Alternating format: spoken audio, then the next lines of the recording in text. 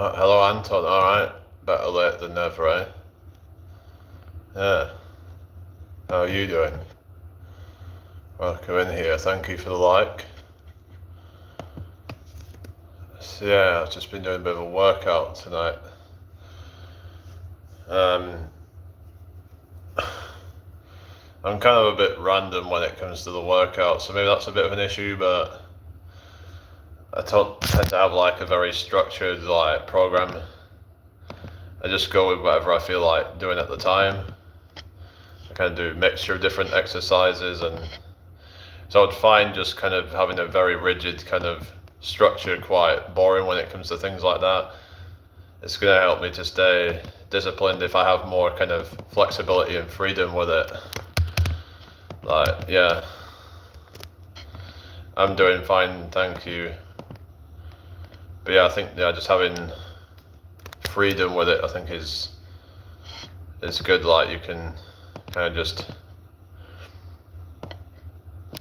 kind of play around a bit and try different things out.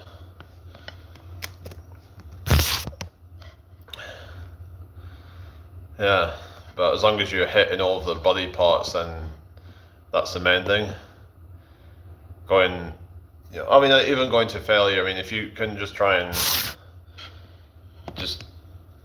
if you do enough volume to then, like, that can offset that, but just going hard and progressively overloading really is the main thing, I would say, with it, and hitting different body parts at different angles, and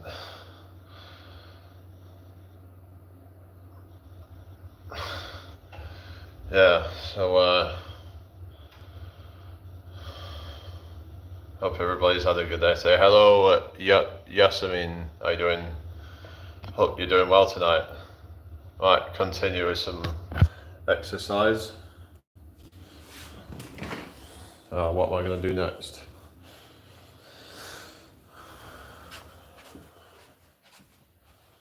Hang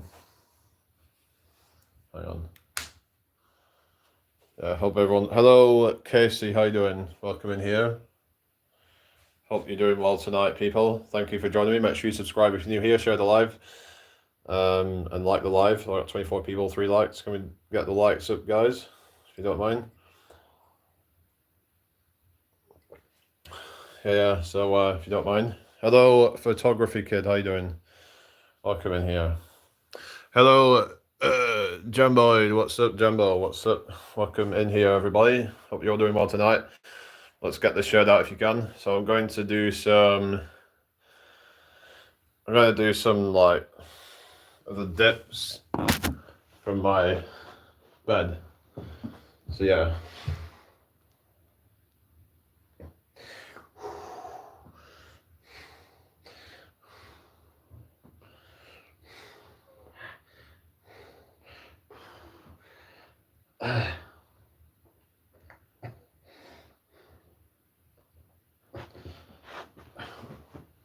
I started to notice a bit of a strain that I'm getting with it, so I don't know.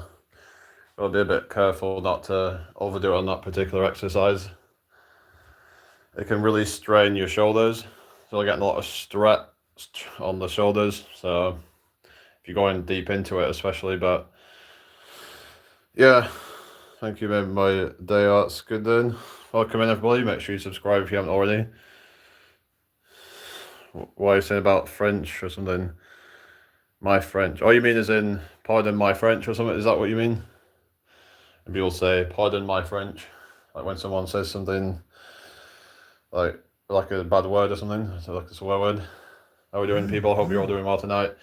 Share this out if you can. Subscribe if you're new here. Yeah. So what shall we do? I might do some. I'm gonna do biceps, I think.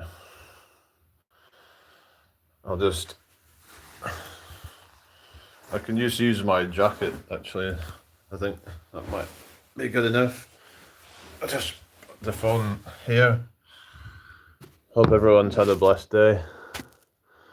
What's this research on? I don't know what that is, but Right, so here we go.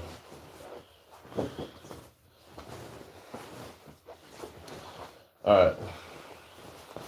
So yeah, what we do is we just...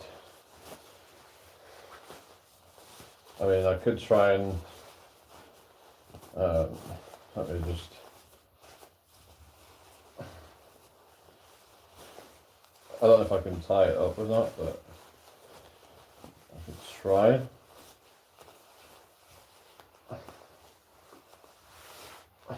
Like that.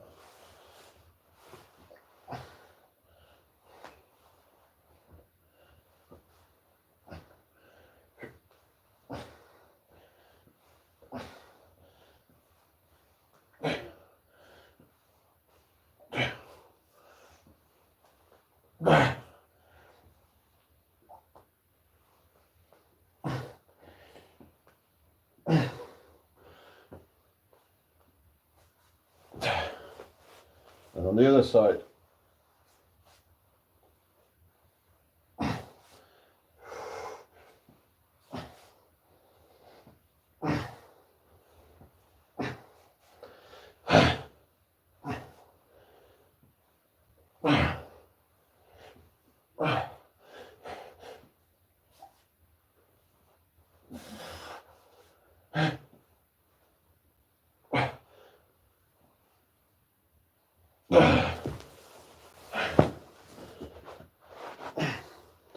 Alright, how are we doing, people? Oh, Abby, hello. I was wondering where you were. Better late than never. I've just restarted a few minutes ago. Been a bit sad and sick. Oh yeah, you've been getting this bug, this chesty cough thing that you've been getting. It's not something that you need like antibiotics for, is it? Yeah, I don't really eat supper. I usually like finish once I've had evening meal. Like that's me done. I've got a doctor's appointment tomorrow. Yeah, you might want to get some. So if it's not going away, then yeah, you need to like you probably need something to treat it, like some actual like antibiotic drugs or something possibly if necessary.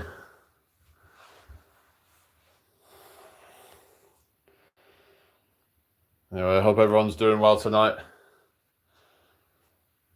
Share this out if you can.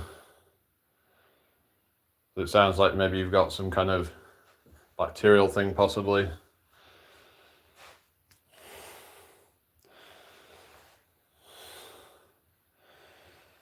Oh yeah, strep throat can be nasty, can't it? Which is it's a chesty cough, so. But anyway, hopefully it'll go away soon.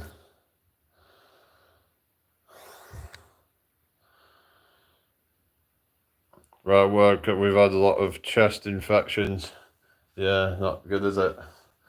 So it's when you're around a lot of children in it that those things are rife, aren't they, when around those environments. Yeah.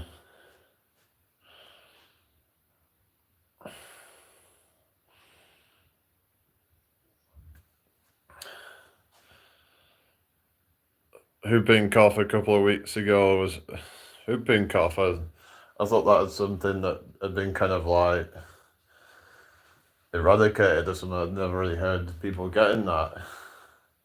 So I remember that was something that was around a long time ago, but I thought it was or at least a very rare thing that people would get, or something kind of like measles or mumps and all that kind of stuff.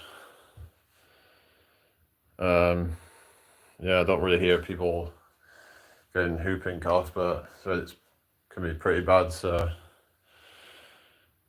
right, really, I didn't know about that, but somehow the only thing I've had that Like I had a bit of a sniffle in October, but yeah.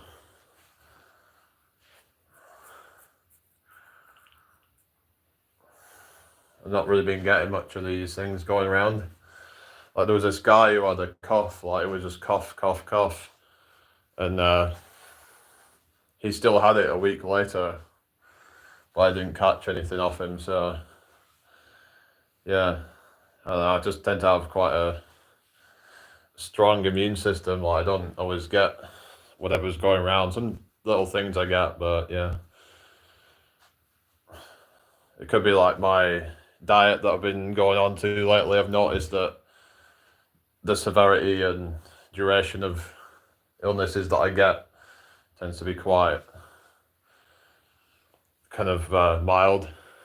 But of course, yeah, everyone's got different genetics and stuff, and some people are more susceptible to things than others. But yeah, generally, try to regular exercise as well as good diet can help. But yeah, obviously, Abby's been trying to get into healthy food and exercise. So of course, some people are going to still be susceptible to these sort of things, but yeah, like I said, steam inhalation can be good for breaking up any of that, kind of fluid in your chest and your sinuses and all that, so it can help just clear it all up a bit, just to relieve some of the symptoms. It's not necessarily going to help fight it, but it can help give you a bit of relief. So yeah, steam, yeah, eucalyptus steam, or there's a few other ones as well, like I think was it peppermint oil and that possibly as well, like yeah, essential oils supposed to be quite good. What's the other one? Patchouli oils, stuff like that, really, that can possibly help people who have got like chest infections and throat infections, colds, things like that. Been steaming the last 2 days, so is that helping at all then, would you say? Hopefully it's helping a little bit with the symptoms. Yeah, hot showers are good, but never use a warm humidifier. My doctor said it can cause pneumonia. Really? Why is that then? Is it because of the bacteria? It's like a breeding ground for bacteria in like moist environments. So possibly that could be what it is. Yeah, if your house becomes too damp, then that can cause those problems. So yeah, a little bit. My nose is getting clearer. It's more my throat that's the issue. Yeah, because that might not help that much, but yeah. Just try to just drink a lot of water, and hopefully it'll help to kind of keep it somewhat clear. But yeah, try to just down some hot water. Maybe make yourself a soup or something like that. Get a lot of hot water down your throat, and it'll hopefully help with that. How's it going, Mizuhara? I'm from the UK. What about yourself? Hope you've all had a blessed day today. Anyway, share this out if you can. Gargling salt water is good. Yeah. I suppose that can be good for getting electrolytes back in, can't it? Because you can lose a lot of things like, sodium, but yeah, because that's what they tend to like when you get these like drinks that they get you to take when you're sick, like when you've been puking up a lot, you're going to be losing a lot of salt. That they give you these like kind of what they call like sort of electrolyte drinks, Yeah, you have to ask the doctor, yeah. Yeah. Well, you're actually on amoxicillin right now then. So good. But yeah, I don't think I've ever actually had any like chest infection. I actually had an eye infection once, which was not good. I had to get drops put in my eye, and that was yeah. I don't know how it even happened, but yeah, I just remember it was like pus coming out of it, and it was like yeah, it was horrible trying to get the drops in the eyes. It was like it just feels so odd having like drops of liquid going into your eye. Just even thinking about it, it's like yeah, it can make you feel a bit queasy. You know, it can. It's getting bad around here with the illnesses. Yeah, it's just I guess it's with all the cold weather and stuff we've been getting, the constant like temperature changes because it's like it goes from warm to cold to warm to cold. It's like it's just not staying stable, is it? Like, the weather's just been really quite strange lately. It's just I don't know. It just yeah goes from being like freezing cold to then going back into kind of like autumn weather again, and it's like what the hell is going on here?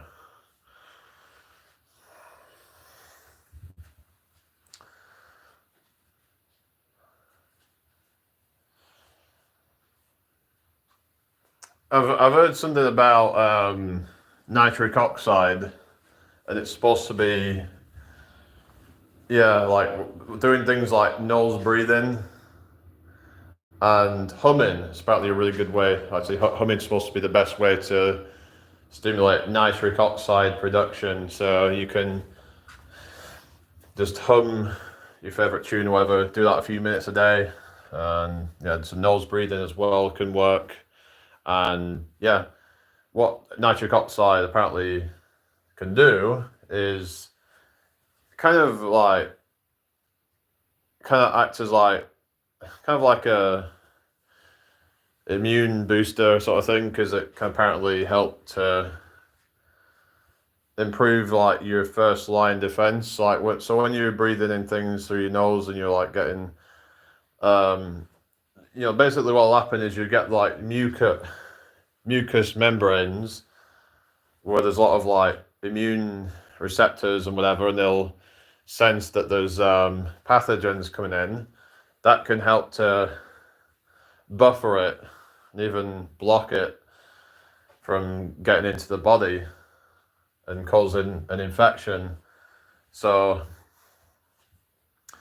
maybe it's something for people to try. I'm not saying necessarily that it will work for everybody, but I've heard that this can help some people by consciously breathing through the nose when you're not talking, of course, but also, like I said, humming. That causes a lot of vibrations, and that can stimulate nitric oxide. Another thing that can increase nitric oxide is green vegetables. So these are high in nitrates. So nitrate turns into nitrite. Actually, I think there's a bacteria in your mouth. Turn nitrate into nitrite. Then the body turns nitrite into nitric oxide.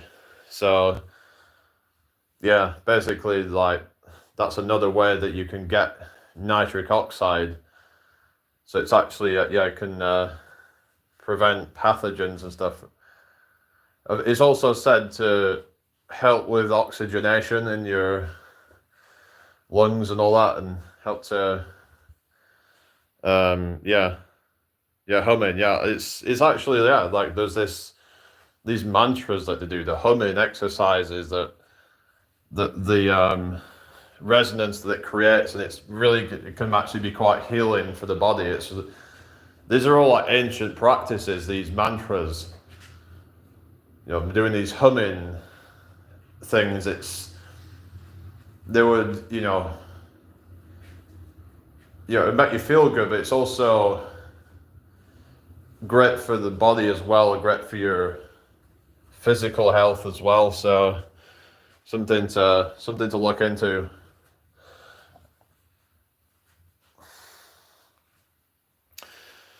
In fact, I might have a look at it now, and I might look a bit more into the nitric oxide and see what I can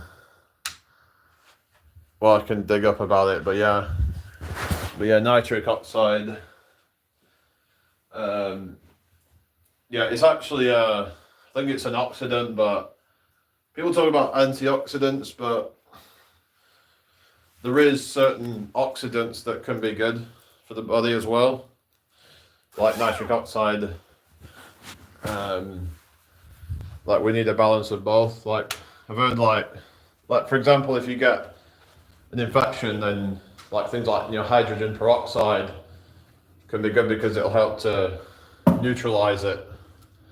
So there are certain oxidants that the body can produce in order to kill off any like parasites and things like that. So yeah, anyway, but yeah, so let's have a look. Nitric oxide and humming and all that. It's said to be 15 times more effective than nose breathing at stimulating nitric oxide, but let's have a look more about it. So yeah,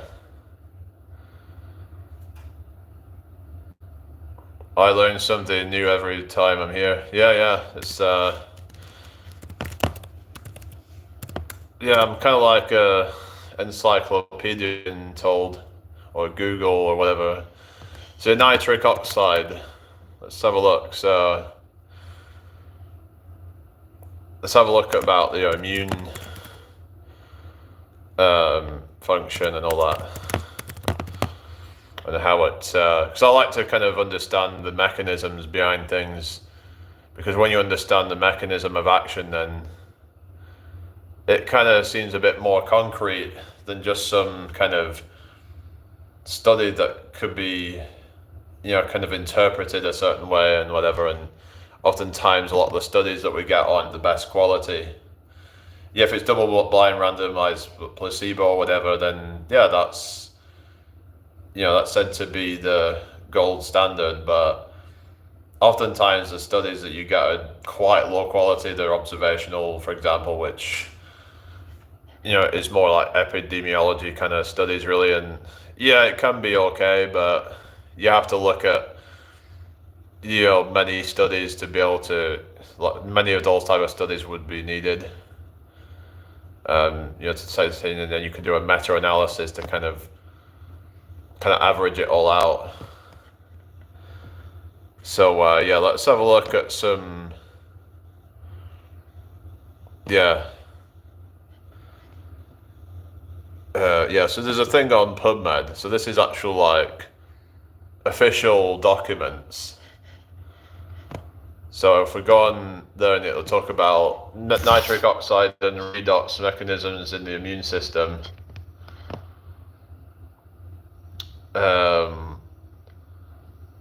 Yeah, so it's a long lot of stuff, really, but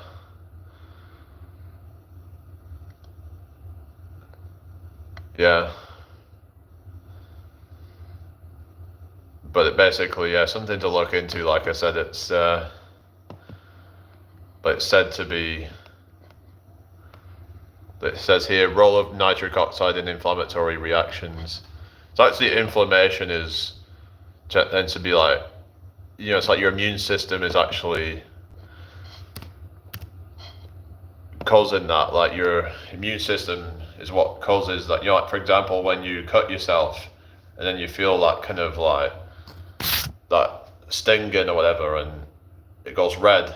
That's inflammation. That's your body's then sort of like sending blood to go and heal that region. That's why it looks all red and inflamed. It's like, yeah, it's prioritizing its blood to go to that region. Yeah, anyway, I hope everyone's doing well tonight.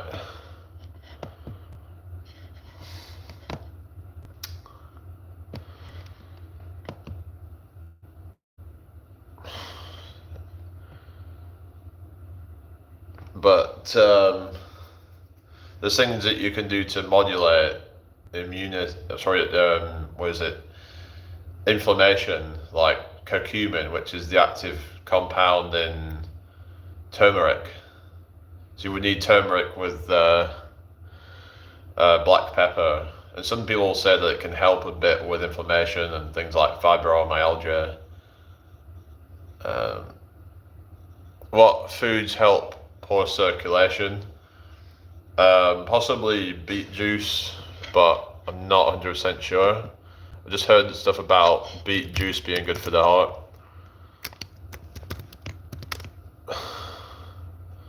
Let me just have a look now. But I would just generally just say, like, try to stick to mainly whole foods and not too much of the processed crap. Why, have you got bad circulation or something? Let me have a look about, beet juice. But then what if you don't like beet juice, I suppose? Then maybe there's a supplement, I don't know, but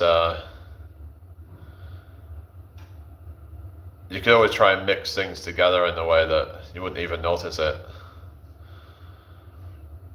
Like, some people put like greens in their smoothie, like say they have like a fruit smoothie but they put some greens in it. Let's say they have like kiwi and banana or something like that, and they have like, I don't know, what else? Like, those kind of things, maybe some apple, and then they put some like, I don't know, they might put some freaking spinach in it or kale to get some greens in it to boost its nutrition. So you could do that as a way to get your greens in. Hello, Eric. So if you like, so have a look at beet juice and see if it can help with that.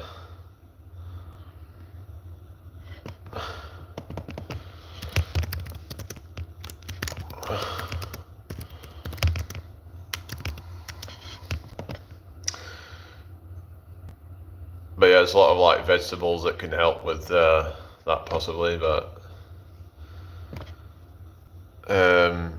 I said to help like blood pressure, but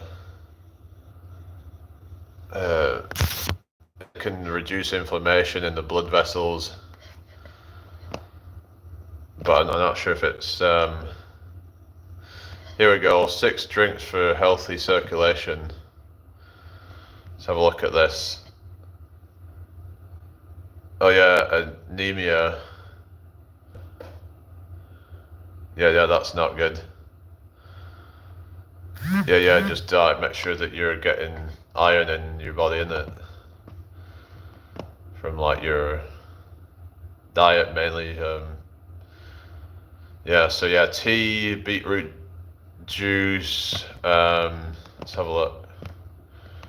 Yeah, turmeric. I just said it. Curcumin, but turmeric on its own doesn't really do anything, but you need to get black pepper or some kind of activator, basically, because the black pepper improves the bioavailability of it. So yeah, orange juice, apparently that can help, and smoothies, water. But yeah, obviously, drinking enough water can help, because it helps to kind of stop your blood from getting too thick. I mostly eat meat because my body craves it, and I know when my body is craving something, it means that I'm lacking some nutrition that it needs. Yeah, I suppose there's things like organ meats and stuff some people would eat that because it's got a lot of like iron in it and things like that, but some people get too much iron from those sort of things. So, but yeah, anemia, so I've heard that can be caused by B12 deficiency as well. I was actually looking at this the other day. You can actually get B12 from certain types of mushrooms. there's actually a supplement out that's from shiitake mushrooms. So if people don't eat meat and anything from animals, then they can still get it from a more natural source if they believe in that. Some people just take like a regular supplement that's like man-made, but yeah.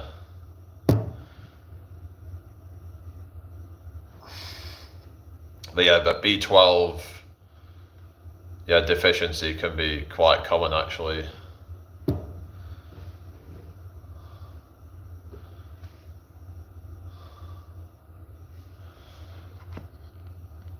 I think anemia is more likely to happen for women, if I'm not mistaken. Is that because of ovulation, perhaps? Because they're bleeding out a lot of iron, possibly. So yeah, that could be what that is. Then let me know what you eat in the vitamins. Oh yeah, like vitamin. Yeah, vitamins are very important. Like you need to make sure you're getting them all. I don't actually take any, apart from like do vitamin D sometimes, but other than that, I mean, like they do add a few vitamins to some of the foods, but yeah, I just try and eat a variety of different foods to make sure I'm hitting all of them. So yeah. Anyway, I hope everyone's had a good day today.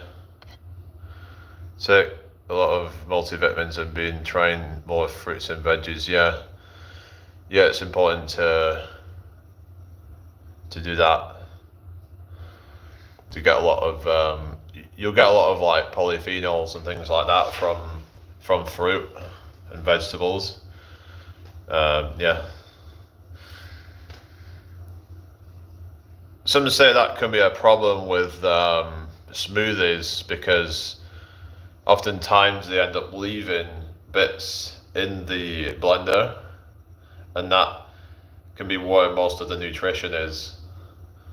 Like a lot of the polyphenols are going to be left behind, so it's going to be better probably than having just like fruit juice probably. But if you're going to have smoothies, like you make sure they've got make sure you get every last bit of it out. Don't leave any of the goodness behind. Make sure you clean the whole lot out of it. So apparently one needs to take magnesium in order to get the full benefits of vitamin D. Really? Yeah, I'd have to like look into that, but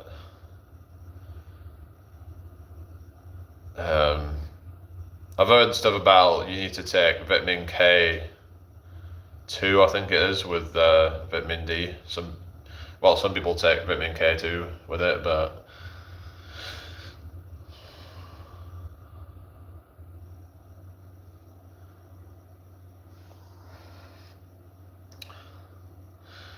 I've heard for most people that they convert vitamin K into K2. I've heard natto is supposed to be a good way of getting K2.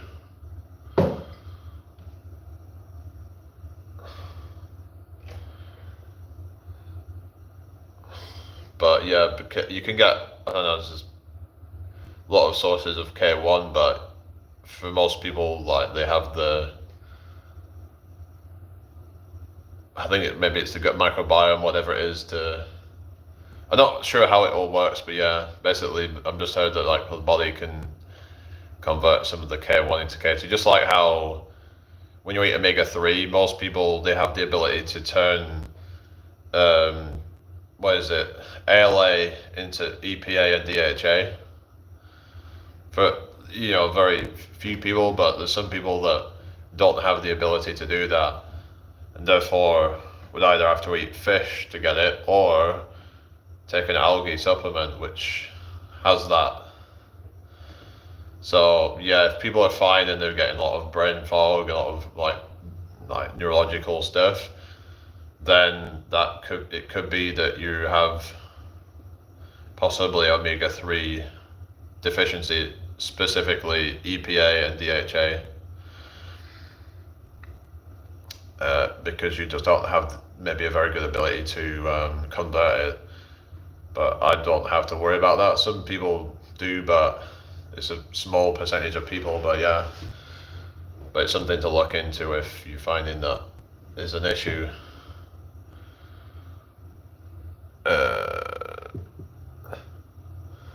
That makes sense. I was prescribed magnesium like 5 years ago. I never took it, really. Yeah, well, yeah, I get magnesium from like nuts, like cashew nuts.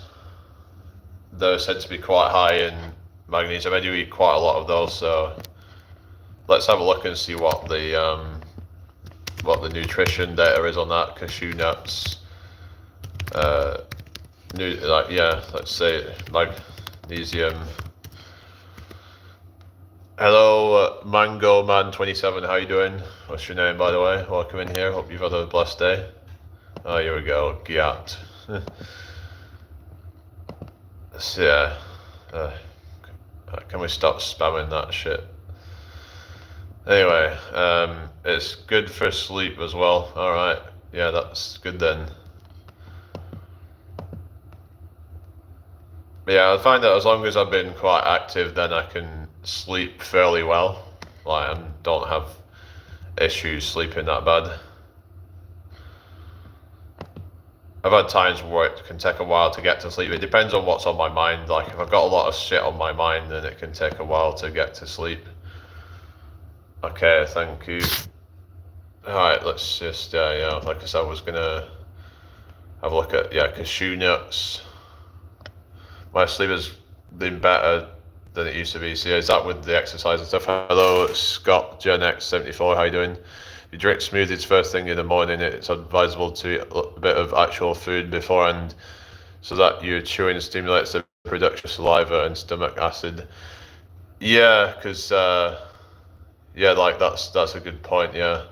Because with like smoothies is that they're, because it's already broken down the food and pre-digested it. So yeah, that's a good tip, I would say. So yeah. But at the same time, like you've already pre-digested it, so you don't need as much enzymes because it's already broken it down into smaller pieces, putting less stress on the digestive system. Do you think people should help the homeless? I think that it really depends, like if they're actually for real.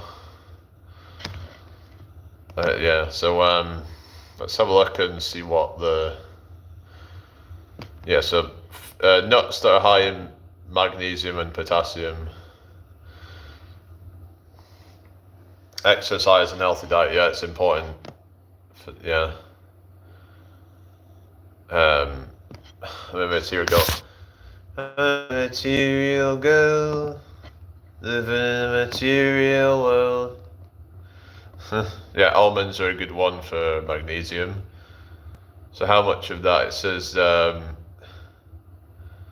what's this? Eating a serving of almonds per day meets about 7% of your need for potassium and 31 to 40% of your need for magnesium. So yeah, I'm definitely getting enough magnesium. And even same with cashews, it's about 28 to 36%. So yeah, they're really good for magnesium. So I eat quite a lot. So that's just for like one handful of them. So.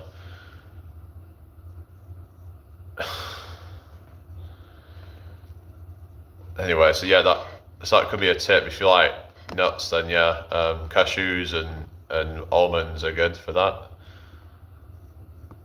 Those and Brazil nuts. I've heard you shouldn't eat too many Brazil nuts because they're very high in selenium. And so basically you do not want too much selenium.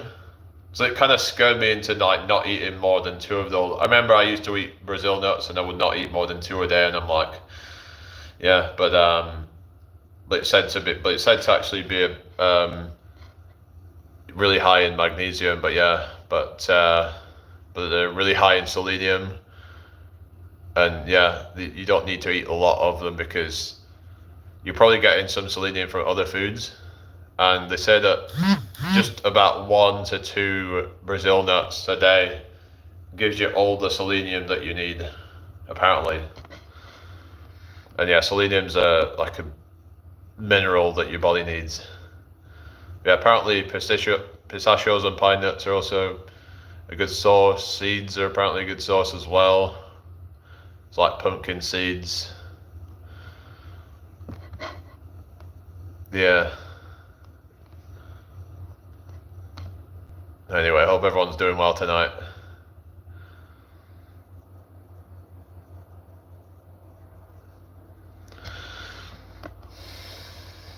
I'm going to probably be getting off pretty soon. But I thought I'd just talk about this stuff because magnesium is quite important, and you can get it from your diet, from nuts. So like, obviously there'd be like other foods as well that are high in it, maybe like meat and seafood and things like that. But I just know that like certain nuts are high in it because I even see it like advertised on the packets where it'll say high in magnesium. But there's quite a lot in like I said, almonds, cashews, and a few other ones like Brazil nuts.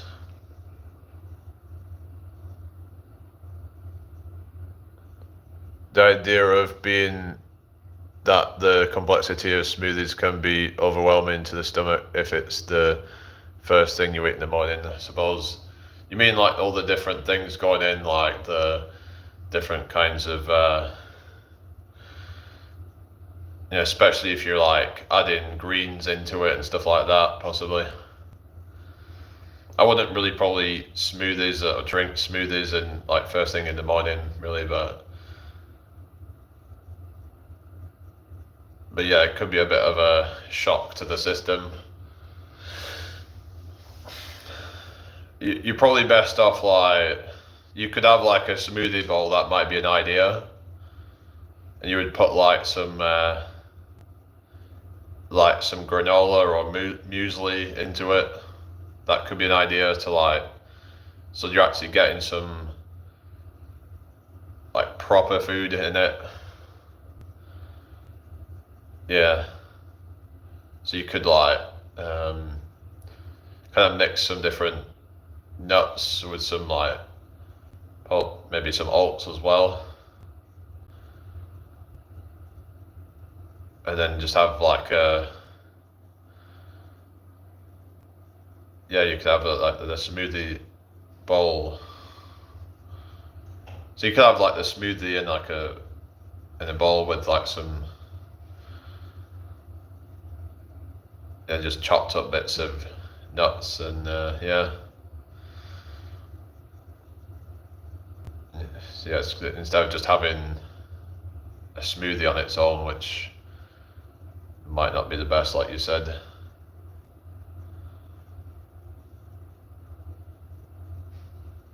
But ideally you would want like just straight up fruit, really.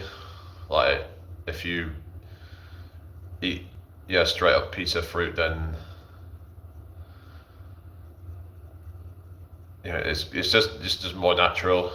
So good thing about where I live, they actually in the summertime you get a lot of fruit growing around here. They get a lot of, I've seen plums, I've seen apples, pears, and some other stuff as well. Like it's just, elderberries, they grow a lot here as well. Hello, Flovia. Yeah, I think so. Yeah, so see, there's a lot of like, you can see a lot of elderberries around like kind of like August, September sort of time. They've all gone now, but they're really good for you actually. and they're supposed to be good for the immune system. So yeah, if anyone's gotten any sicknesses, then yeah, who's still here anyway? So everyone seems to have kind of gone now. So, but yeah, elderberries they have a thing called anthocyanin, and it's said to be really good for your immune system and can help with like colds and stuff like that. Yeah, I do remember you. Yeah, probably going to be getting off here in a second. So, oh yeah, Abby's still there. Yeah, yeah. My subscribers have just been kind of stuck at the same number for a while now. So, if people could try and share me out, that would be great. It's just they don't seem to be pushing me out much, and it's just not resulting in growing. It's just kind of flatlined pretty much. So making hamburgers tonight, so y'all don't crucify me for it. Okay, well, you do you.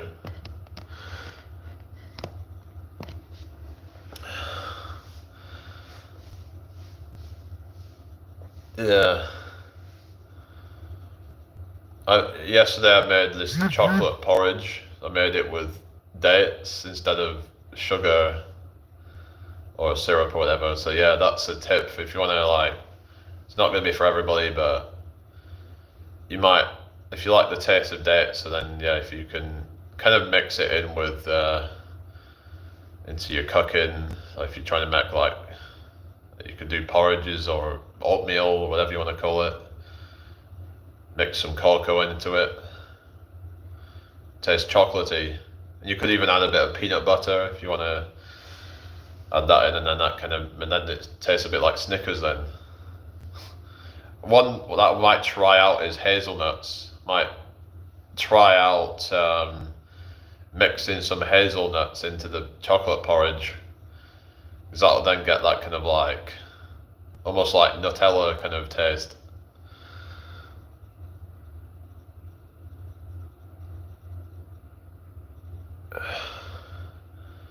So yeah, that's like I said, it's a tip for people to like, if you're into like sweet foods, then that could be worth trying. There's another sweet fruit, I don't know if anyone's tried it, it's called persimmon or Sharon fruit. I actually tried it once, but I'm not sure what to think of it, to be honest. Because it had a bit of a funny kind of texture to it, like there was like this skin on it, and it was kind of like, I don't know. But I reckon it might taste good with like, if I mix some like cocoa in it and like turned it into like a pudding, that might work. It might, you know, if you turn it into like a mousse or something like that. You could kind of mix possibly a bit of avocado in, just blend it all together. Put some of that in. Might be worth a try.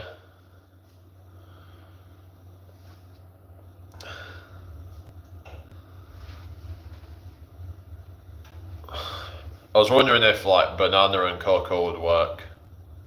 Whether it'd be worth kind of trying out. Yeah. Look up Southern comfort food, you'd love it. Oh really? What's that like? Isn't it just a lot of like chicken and southern fried chicken and shit like that?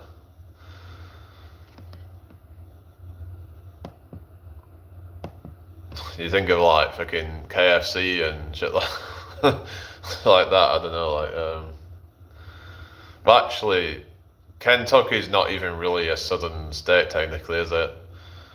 But there's this whole thing of the Mason-Dixon line, but technically places like Maryland and Virginia aren't even really southern states. They're kind of mid-eastern, you could say, really. But yeah.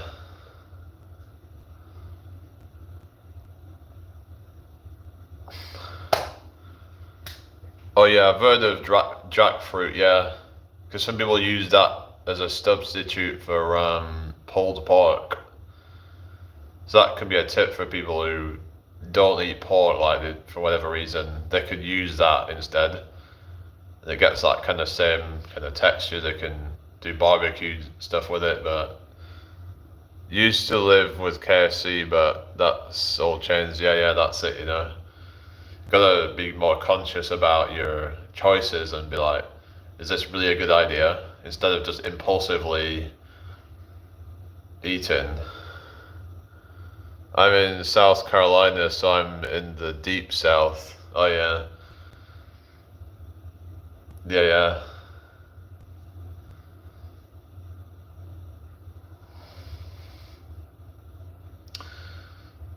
The funny thing is, like, that would be Florida and southern Texas, but they don't necessarily call them deep south because of like, it's kind of like a cultural thing, isn't it? Like, you think of like Texas, you don't really think of it as like the South, really. I mean, parts of it maybe, like, I've heard like East Texas has more in common with like the South sort of thing, whereas the further west and the further north you go, like, kind of, they start getting more into like kind of, and also just like, yeah, just like the, start getting more into like the Wild West and all that, don't you? Like, where's it, like El Paso and places like that, San Antonio, those sort of places that's more kind of, yeah. Florida isn't really southern, even though technically it's the most southern state, but yeah. But like culturally, it's more kind of, well, it's more of a modern kind of state, really, isn't it? It's more, but yeah, it's just I associate a lot like South with that freaking country music and shit like that. Oh yeah, that's true. Yeah.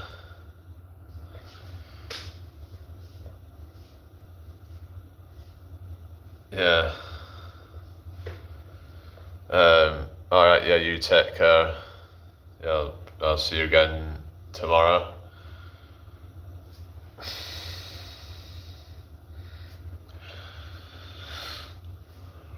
All right. But yeah, I need to look more into like the nitric oxide thing, really, because that's yeah, like I said, it's supposed to be good for like the immune system, and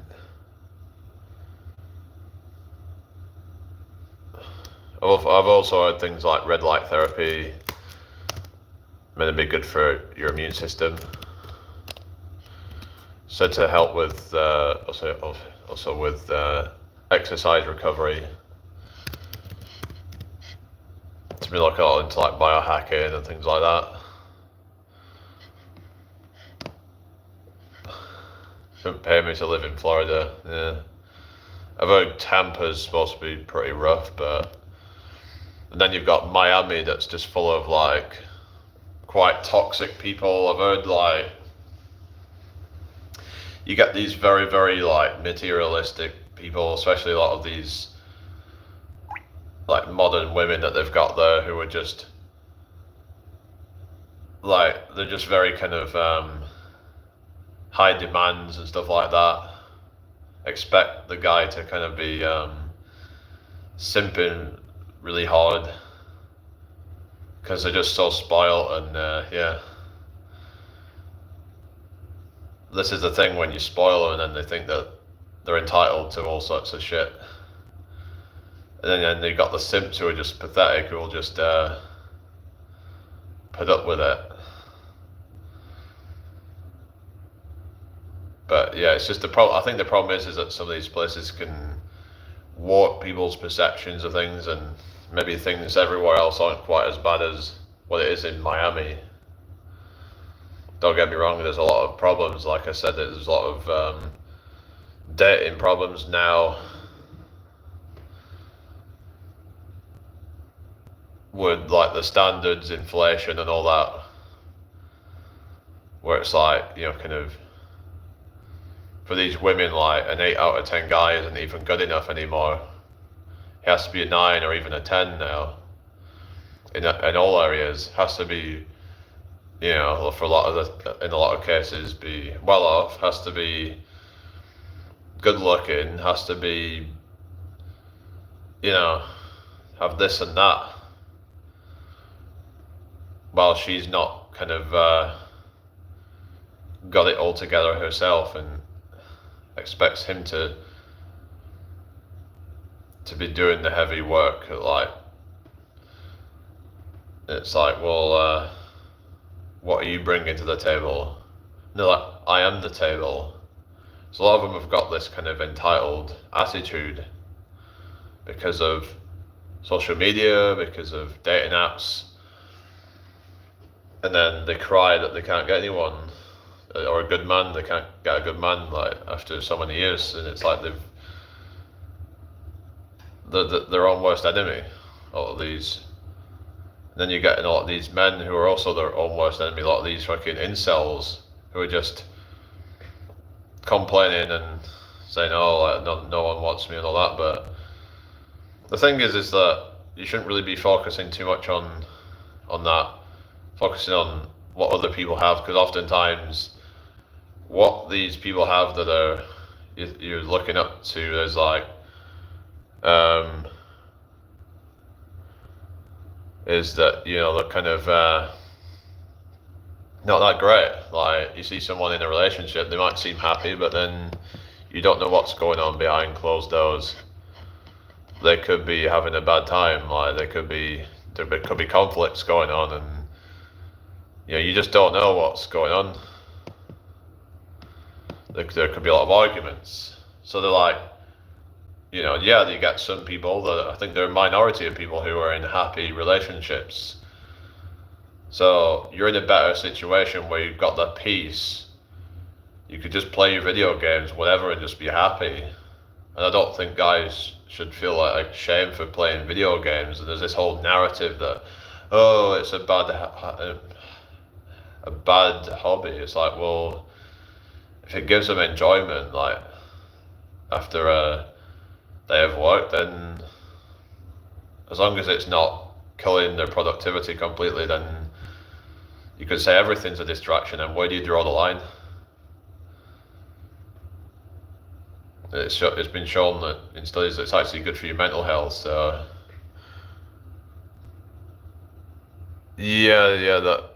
that's it. That's what it is. It's the double standards, isn't it? Where it's like they want traditional treatment without, you know, playing the part of a traditional wife. Yeah, so that's the issue, where it's like, this is why a lot of modern men have checked out. They're like, you know what? Because you see these statistics of like singles events, and I've heard like something like 90% of them are women. It's also similar in nightclubs as well, where most of them are women. So a lot of men are just decide, you know what, it just isn't even worth it.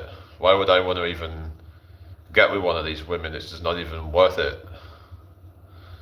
Like, the risk of going through that, to waste so much time and money for her just to not end up liking me that much in the end anyway, and just end up leaving your ass. So a lot of men have become smarter to it, but hopefully women also be smarter to all the kind of men that will just use them for sex, because that's what a lot of these men see them as. Is, you know what, that's all they're good for, because they're not actually, because oftentimes a man, if they will just kind of be like, you know, date them and be like, and she'll be like, just suddenly kind of like willing to kind of you know, fuck the guy. It's like, well, you could think, okay, well, if she's willing to do it that quickly, then maybe she's not actually a wife, then, is she? You know, she's not wife material, because, I mean, chances are she might actually be not even loyal. So you gotta think of it from like, yeah, not just from the woman's perspective, but also from the man's perspective. I don't necessarily think it's a good idea to be just doing that kind of like stuff of use them, but it's like, the thing is that the women need to take some responsibility, and like the thing is that they might have to accept that they aren't good enough for the man that they want. Either they have to lower their standards or they have to improve themselves to a point where those men will actually take them seriously. And part of that's going to be not being too easy. Not just because you're giving up your value by doing that. You're saying that I'm easy. Yeah, that's why I got married at 19. I'm a traditional wife, and feminists cannot stand me. No, that's it, because they're going about they're going about all about being strong and independent, but then they hit 30, 35, and they're like, oh no, actually I do want a man because I don't want to have to pay all these bills myself, or for whatever other selfish reason that they're trying to get with some dude now. They start to get desperate. Oh, I don't want to get married now because it's going to look good because I'm going to be able to flex to all my friends. But it's just generally in this society now that narcissism is an all-time high. The whole focus on yourself, self-care, all this crap. It's like, yeah, we need to do self-care, I get that, but it gets to a point of narcissism and vanity instead of being more about being a good person in a community, but being community focused, being part of a greater good than just yourself.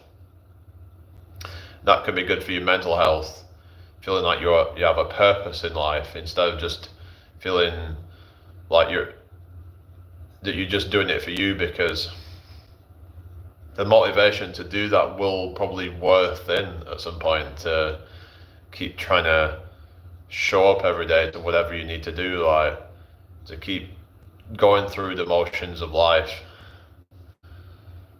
For what? What's the bigger purpose?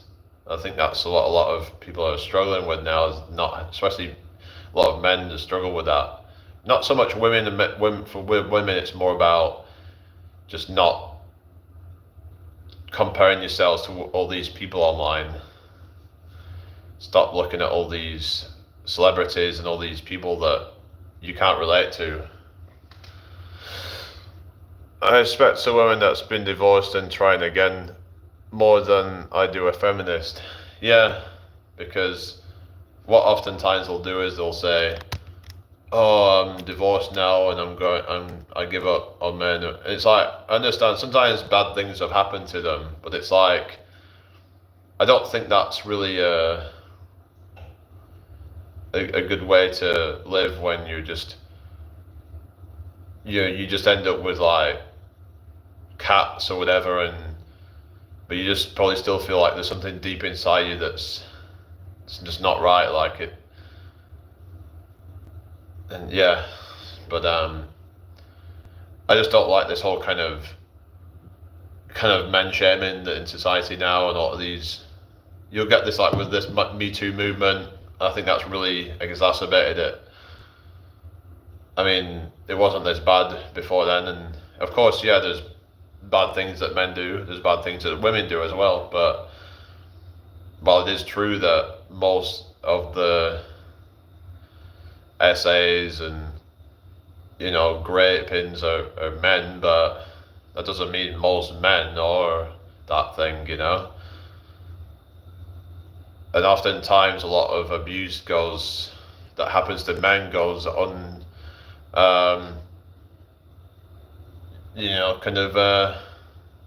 undetected. It's so we don't know the actual statistics on men.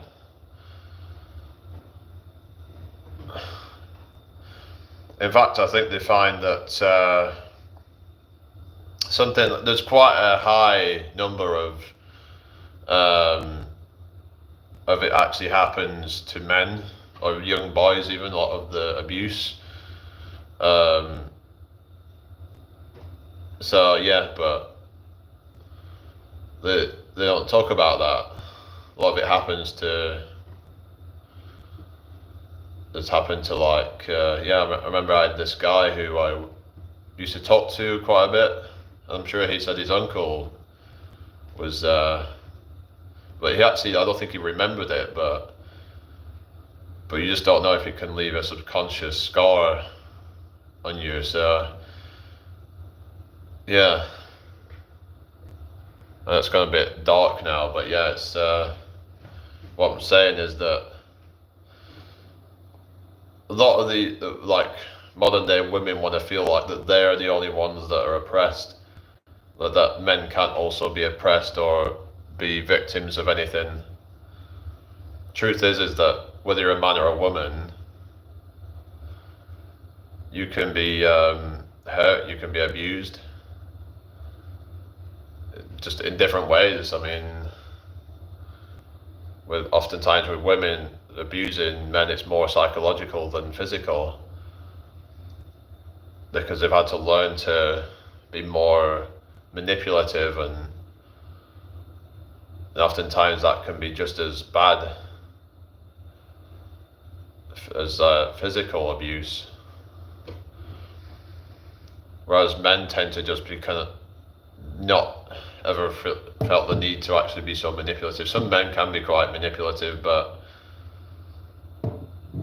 they just oftentimes don't have that instinct in them to do that, because they've always resolved things with their physical strength oftentimes. So yeah,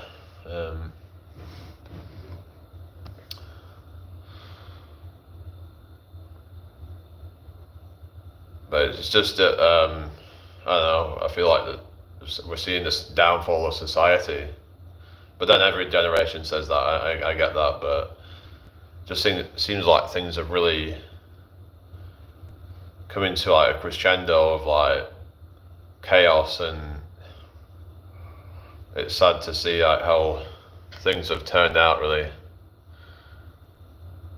Yeah, that's it, but the thing is that there's this conservative woman aesthetic online, like you get these like trad women, so-called trad women, that are not actual real trad women, and oftentimes they get exposed of being fakes, who are just doing that as an aesthetic.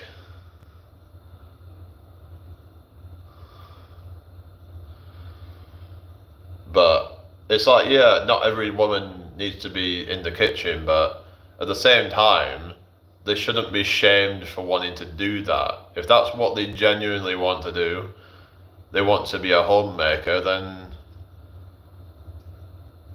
yeah. Like I was actually thinking,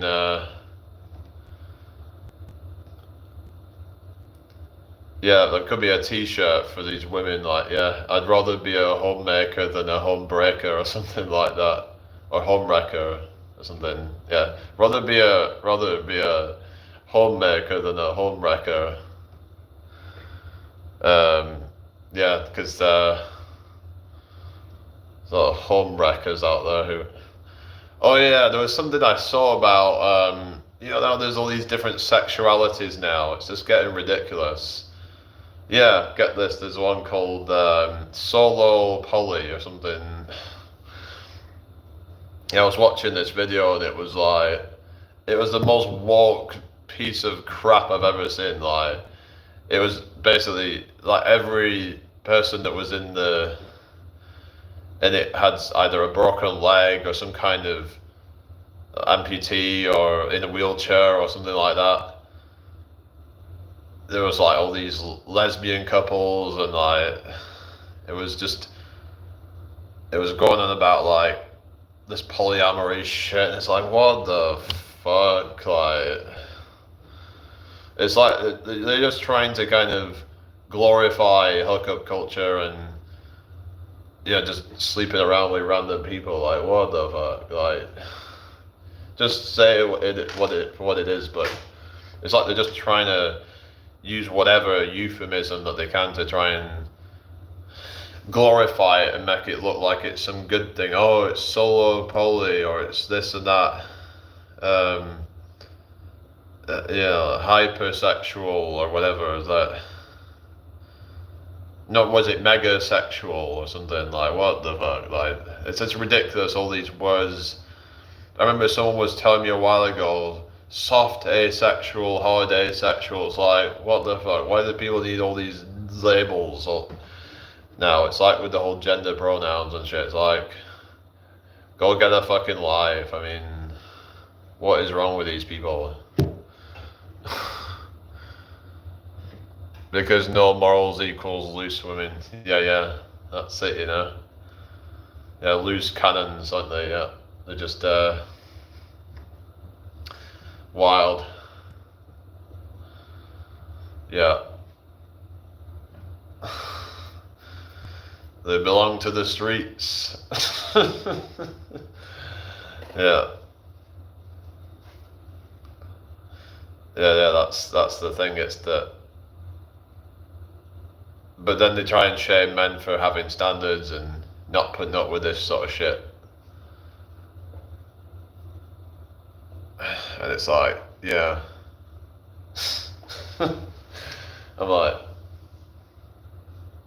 really? But they can have standards as well. Oh, it's like, oh, but he has to be this way, he has to be that way, he has to be, yeah, you know. I suppose when it comes to like hookup culture, then a lot of them are not really, they're quite sloppy, so they're not really going to be that asked about certain qualities. So, yeah.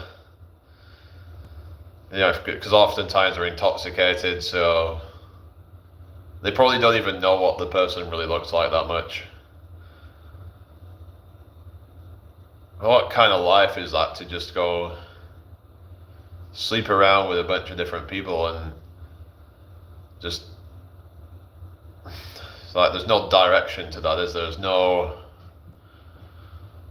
it can actually destroy your oxytocin, which is your pair bonding hormone. Like the more that you sleep with different partners, that's the issue that a lot of these end up facing, that they can't find themselves being able to settle with anybody because there are all these different experiences, and I suppose it depends how intoxicated they were, but how much of it they actually remember. But yeah. Oh, you have a good night. I have to get my girls a bath and off to bed. Well, yeah, you take care. I shall see you all. Probably see you again either tomorrow or sometime during the week. So yeah. Is anybody else still here? Went on a bit of a tangent there, but yeah. But it's just that a lot of these modern men they're becoming smarter, I think, to things. They've seen things like the red pill, even though I don't subscribe to all of it, but they started to see how the dating pool has gotten kind of toxic, and they don't want part of that. They just want their peace. They want to protect their resources. They don't want to risk getting slandered or anything like that. So they're gonna take their time to vet somebody before settling down. So I think that might be a smart move, and something I need to do more is to like vet the person, make sure that that person is actually who they make themselves out to be, because oftentimes you get these chameleons who will try to pretend to be something that they're not in order to extract whatever it is out of you, whether it's attention, whether it's validation, whether it's whatever. But yeah, a lot of these, you just have these fried dopamine receptors with all this different attention from different places, and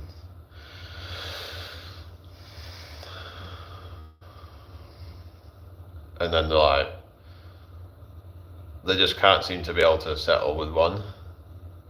They're getting their inbox is flooded with tons of messages on a daily basis. It's kind of a drug to them.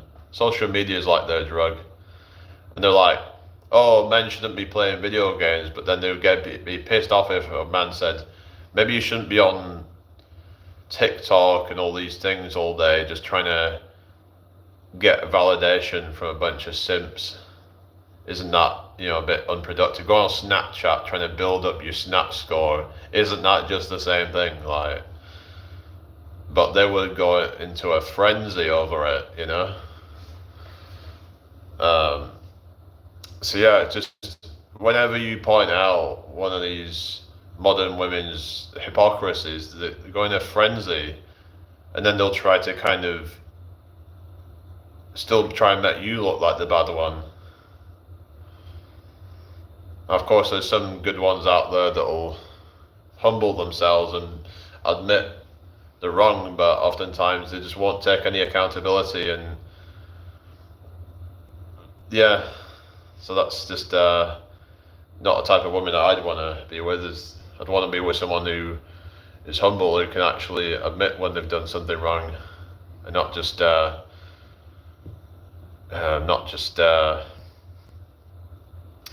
try and be all kind of loud and obnoxious and try to be argumentative. Because, like I said, a lot of these modern men, they just don't want one of these argumentative, obnoxious kind of women. They want a gentle, feminine kind of woman who maybe even a little bit shy. So, hello, Floor. No. So they don't want these kind of masculine type of women, for the most part. They want a gentle, feminine kind of woman, and maybe men should actually approach women, because the type of women to approach men are usually going to be the more masculine types that are. So I've actually kind of changed my mind, because maybe the best thing to do is, if you do actually want to get with a woman, maybe you should actually go out and approach, because the type of women that are going to approach you generally, unless you're like some fucking celebrity or something, then they're probably going to be the kind of more timid types who. They're probably going to be like the confident types that if they're approaching you, then and you're actually quite, doing well for yourself, and all that, and you're looking quite good, then like these feminine kind of women, that they're going to be more shy, and that they're not going to be kind of approaching you. And it's usually going to be these desperate types that will be approaching you, so they probably won't be the best ones, because if they need to approach you, then maybe something's not right there. Why aren't they getting approached by tons of guys? Or maybe they are, but they're not the type of guys that they want. So it's like they're just, or maybe the good guys approach them, but then they can't stand their insufferable personality. So the best ones are, you might have to actually approach, possibly. Get into your like masculine energy and just like be confident and actually approach them. So you never know. Maybe there is someone out there that is actually going to be good for you. Maybe not in these big cities, but maybe somewhere a bit kind of more quiet, that's not so kind of modernized, perhaps, with degeneracy. So yeah, a lot of this stuff that you see, a lot of this chaos, it's just, it's a product of the modern Western lifestyle, basically. So anyway, I'm gonna get going, guys. I'll see you all later. Bye.